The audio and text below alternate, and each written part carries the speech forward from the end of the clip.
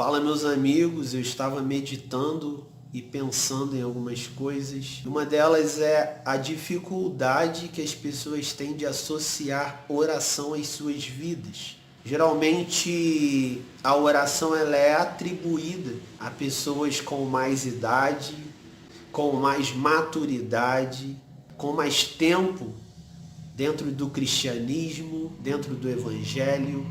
Em muitos momentos a oração é atribuída a grupos específicos e ministérios específicos, mas a verdade é que a oração não está no campo da escolha, nós não temos que escolher orar ou não.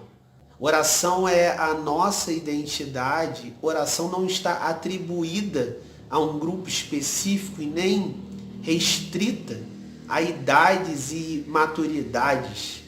Jesus, quando ele vai entrar no templo, Jesus ele vai perceber que algumas coisas estão desordenadas. A identidade está deturpada. Ele diz, a minha casa se tornou casa de ladrões, covil de salteadores. Mas a minha casa será chamada casa de oração. A oração, ela é a identidade da igreja. A oração, ela é a identidade do cristão. A oração não é um ministério, não é um encargo específico de alguns, mas a oração é uma cultura que todo cristão precisa mergulhar e precisa viver. Sabe, eu pensava sobre a necessidade que nós temos que ter, um entendimento que precisamos entrar e diante de uma urgência que nós estamos vendo nos nossos dias, precisamos nos posicionar como vigias, como pessoas que oram de verdade. Quando nós olhamos Isaías 62, verso 6, nós vamos perceber os vigias e os sentinelas estão sobre os muros e ali atentos permanecem dia e noite sem descanso, de forma incansável e incessante. Eles clamam ao Senhor sem trégua.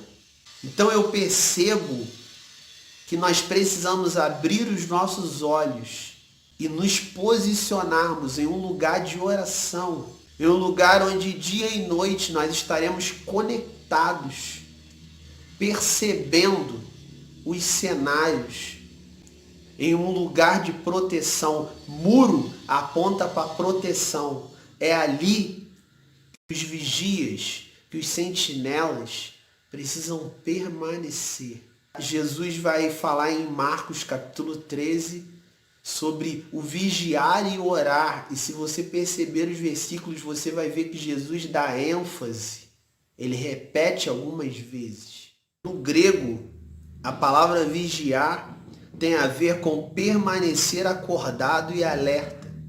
No hebraico, tem a ver com tomar conta, guardar e proteger. Se nós unirmos os dois entendimentos, tanto grego como hebraico, a gente vai ver que vigiar é permanecer acordado e alerta, tomando conta, guardando e protegendo. O Senhor está chamando uma igreja para entrar nesse lugar onde está orando e está vigiando. Paulo, 1 Coríntios capítulo 16, verso 13, ele diz, sede vigilantes, permanecei firmes na fé, portai-vos varonilmente, fortalecei-vos.